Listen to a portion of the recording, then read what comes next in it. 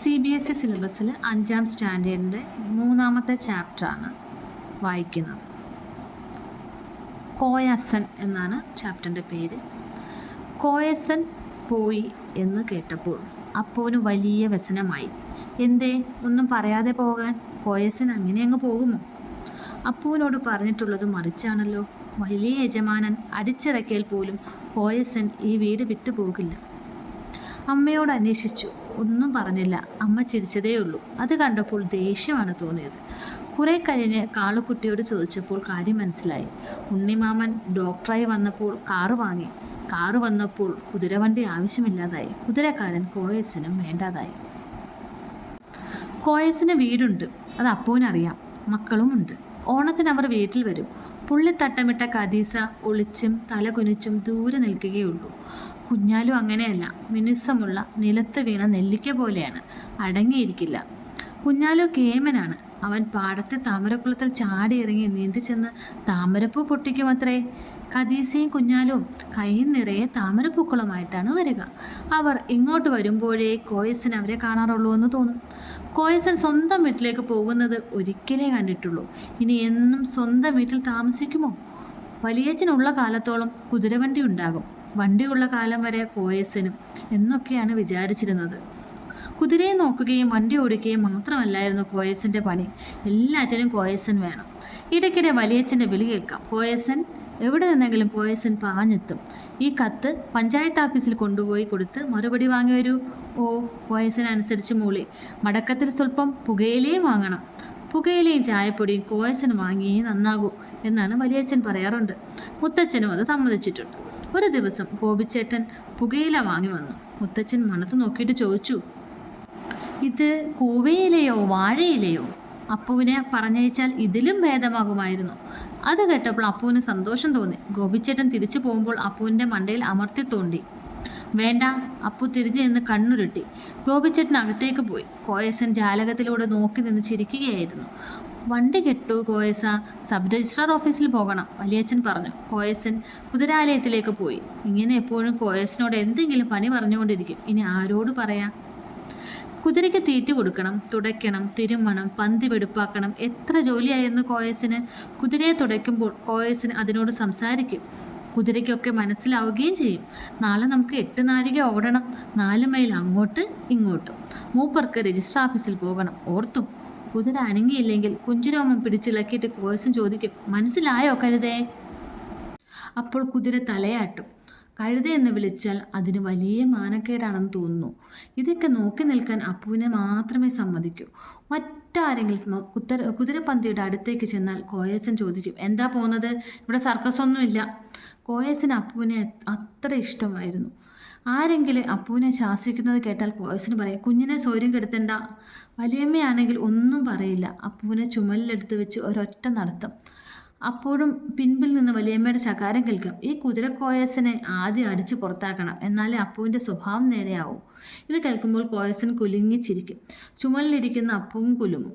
വലിയമ്മ പോയാൽ അപ്പുവിനെ താഴെ ഇറക്കിയിട്ട് കോയസൻ പറയും, ഇങ്ങനെ വികൃതി കാണിച്ചാൽ തല്ലുകൊള്ളും. കുതിരക്കോയസൻ ഉണ്ടായിരുന്നില്ലെങ്കിൽ ഇപ്പോൾ പുറം പൊളിഞ്ഞത് തന്നെ. അത് കേട്ടപ്പോൾ ദേഷ്യം വരുമായിരുന്നു. അപ്പു കോയസനോട് പറഞ്ഞു, ഞാൻ നിന്റെ തലപ്പാവ് വലിച്ചു കീറും.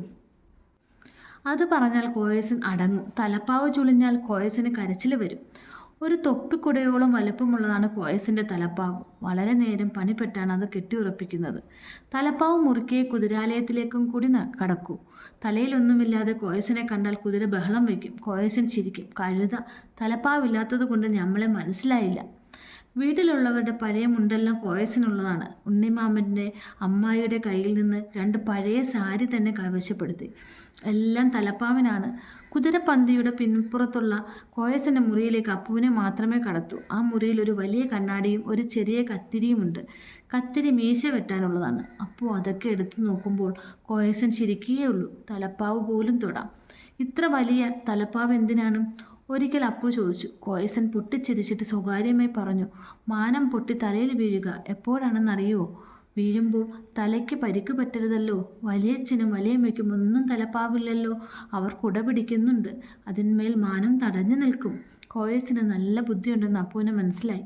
അന്ന് വൈകുന്നേരം അമ്മ അമ്പലത്തിലേക്ക് പോകുന്നത് കണ്ട് വലിയച്ഛൻ്റെ കുടയെടുത്ത് കൊണ്ടുപോയി കൊടുത്തു. വെയിലും മഴയും ഇല്ലല്ലോ അപ്പു, ആകാശം പൊളിഞ്ഞു വീണാലോ? അധിക പ്രസംഗമൊന്നും വേണ്ട, പൊയ്ക്കോളൂ. അമ്മയ്ക്ക് കോയസനോളം ബുദ്ധിയില്ല. അന്ന് രാത്രി ഉറങ്ങാൻ കിടക്കുമ്പോൾ അപ്പു അമ്മയോട് മാനം പൊട്ടി വീണാലുള്ള വൈഷമ്യത്തെക്കുറിച്ച് പറഞ്ഞു. പിറ്റേന്ന് അമ്മ ഇതെല്ലാവരോടും പറഞ്ഞുവെന്ന് തോന്നുന്നു.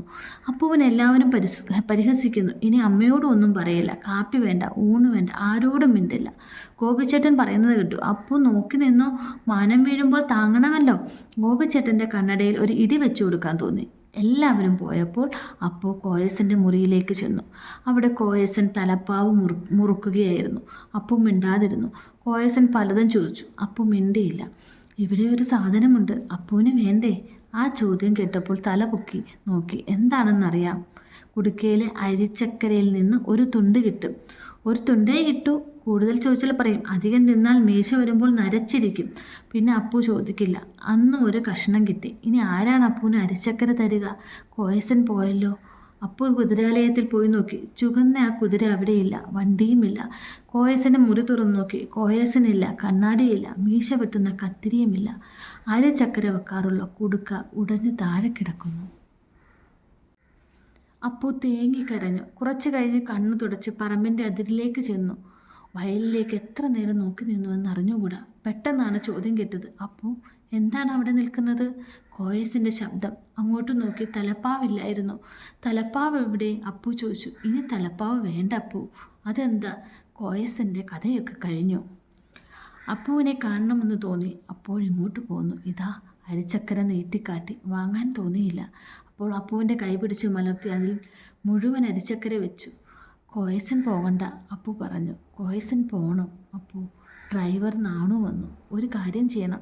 അപ്പു വലുതായി ഡോക്ടറോ എഞ്ചിനീയറോ ആകുമ്പോൾ എൻ്റെ മകൻ കുഞ്ഞാലുവിനെ ഡ്രൈവറാക്കണം. അപ്പു ഡ്രൈവറാക്കുമെന്ന് കുഞ്ഞാലുവിനോട് പറഞ്ഞിട്ടുണ്ട്. അത് അപ്പു ചെയ്യണം. കുഞ്ഞാലു ഡോക്ടറായാലോ എന്ന് അപ്പു ആലോചിച്ചു. എങ്കിലും പറഞ്ഞില്ല. അപ്പു ചെയ്യില്ലേ? ചെയ്യാം. കോയസൻ നിറഞ്ഞ കണ്ണു തുടച്ചിട്ട് മടങ്ങിപ്പോയി. അപ്പു കോയസൻ പോകുന്നത് നോക്കിക്കൊണ്ട് നിൽക്കുമ്പോൾ പടിക്കൽ നിന്ന് കാറിൻ്റെ ഹോൺ കേട്ടു. ഉണ്ണിമാമൻ വന്നു. ഉറൂബാണ് ഈ ചെറുകഥ എഴുതിയിരിക്കുന്നത്.